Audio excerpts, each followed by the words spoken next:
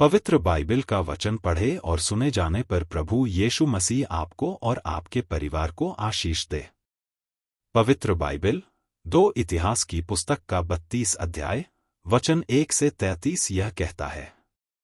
वचन 1 इन बातों और ऐसे प्रबंध के बाद अश्शूर का राजा सन्हेरीब ने आकर यहूदा में प्रवेश कर और गढ़ वाले नगरों के विरुद्ध डेरे डालकर उनको अपने लाभ के लिए लेना चाहा। वचन 2 यह देख कर कि सन्हेरीब निकट आया है और यरूशलेम से लड़ने की मनसा करता है। वचन 3 हिजकिय्याह ने अपने हाकिमों और वीरों के साथ यह सम्मति की कि नगर के बाहर के सोतों को पठवा दें, और उन्होंने उसकी सहायता की। वचन 4 इस पर बहुत से लोग इकट्ठे हुए और यह कहकर कि अश्शूर के राजा क्यों यहाँ आए और आकर बहुत पानी पाएं, उन्होंने सब सोतों को पाट दिया और उस नदी को सुखा दिया जो देश के मध्य होकर बहती थी। वचन 5 फिर हिजकिय्याह ने हियाव बांधकर शहरपनाह जहाँ कहीं टूटी थी वहाँ उसको बनवाया और उसे गुम्मटों के बराबर ऊंचा किया, और बाहर एक और शहरपनाह बनवाई और दाऊदपुर में मिल्लों को दृढ़ किया और बहुत से तीर और ढालें भी बनवाई।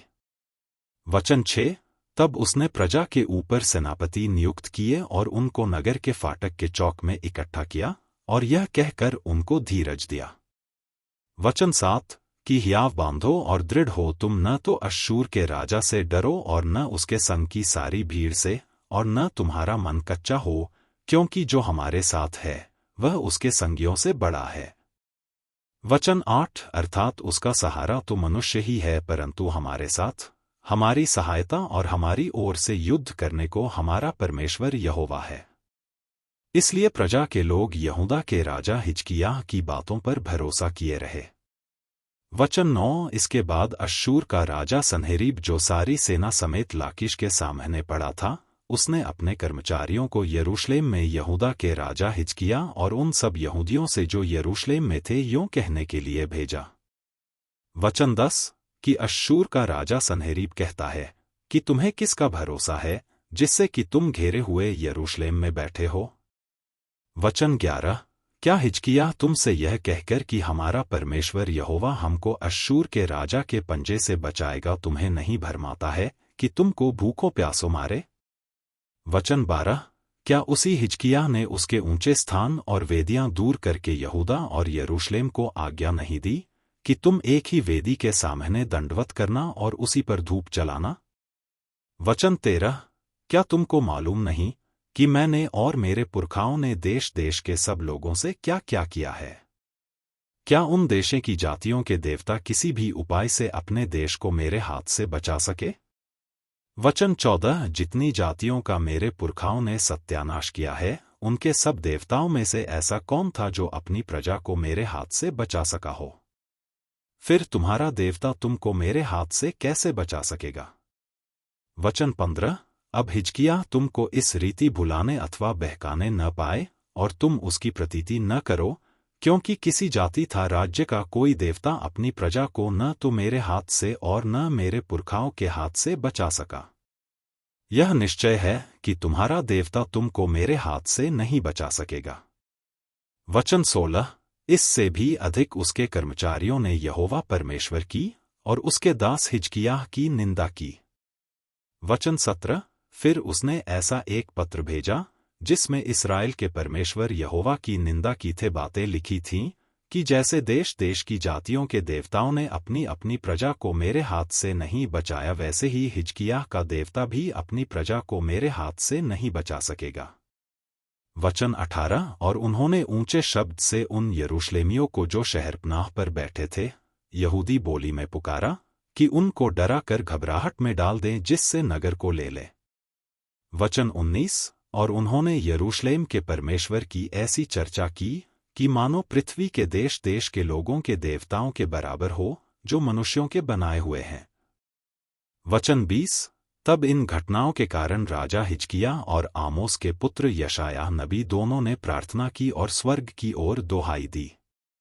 वचन 21 तब यहोवा ने एक दूत भेज दिया जिसने अश्शूर के राजा की छावनी में सब शूरवीरों, प्रधानों और सेनापतियों को नाश किया, और वह लज्जित होकर अपने देश को लौट गया।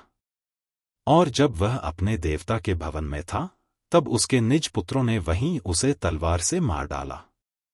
वचन 22। यों यहोवा ने हिजकिय्याह और यरूशलेम के निवासियों अश्शूर के राजा सन्हेरीब और अपने सब शत्रुओं के हाथ से बचाया और चारों ओर उनकी अगुवाई की।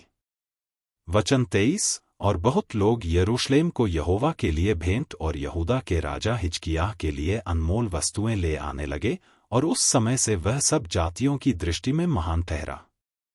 वचन 24। उन दिनों हिजकिय्याह ऐसा रोगी हुआ कि वह मरा चाहता था। तब उसने यहोवा से प्रार्थना की, और उसने उससे बातें करके उसके लिए एक चमत्कार दिखाया। वचन 25। परंतु हिजकिय्याह ने उस उपकार का बदला न दिया, क्योंकि उसका मन फूल उठा था। इस कारण उसका कोप उस पर और यहूदा और यरूशलेम पर भड़का। वचन 26। तब हिजकिय्याह यरूशलेम के निवासियों समेत अपने मन के फूलने के कारण दीन हो गया, इसलिए यहोवा का क्रोध उन पर हिजकिय्याह के दिनों में न भड़का। वचन 27। और हिजकिय्याह को बहुत ही धन और वैभव मिला, और उसने चांदी, सोने, मणियों, सुगंध द्रव्य, ढालों और सब प्रकार के मनभावने पात्रों के लिए भंडार बनवाए। वचन 28। फिर उसने अन्न, नया दाखमधु और टटका तेल के लिए भंडार, और सब भांति के पशुओं के लिए थान, और भेड़बकरियों के लिए भेड़शालाएं बनवाई। वचन 29। और उसने नगर बसाए, और बहुत ही भेड़बकरियों और गाय बैलों की संपत्ति इकट्ठा कर ली, क्योंकि परमेश्वर ने उसे बहुत ही धन दिया था। वचन 30। उसी हिजकिय्याह ने गीहोन नाम नदी के ऊपर के सोते को पाट कर उस नदी को नीचे की ओर दाऊदपुर की पश्चिम अलंग को सीधा पहुंचाया, और हिजकिय्याह अपने सब कामों में कृतार्थ होता था। वचन 31। तो भी जब बाबेल के हाकिमों ने उसके पास उसके देश में किए हुए चमत्कार के विषय पूछने को दूत भेजे, तब परमेश्वर ने उसको इसलिए छोड़ दिया कि उसको परख कर उसके मन का सारा भेद जान ले। वचन 32। हिजकिय्याह के और काम और उसके भक्ति के काम आमोस के पुत्र यशायाह नबी के दर्शन नाम पुस्तक में और यहूदा और इस्राएल के राजाओं के इतिहास की पुस्तक में लिखे हैं। वचन 33। अंत में हिजकिय्याह अपने पुरखाओं के संग सो गया, और उसको दाऊद की संतान के कब्रिस्तान की चढ़ाई पर मिट्टी दी गई, और सब यहूदियों और यरूशलेम के निवासियों ने उसकी मृत्यु पर उसका आदरमान किया, और उसका पुत्र मनश्शे उसके स्थान पर राज्य करने लगा।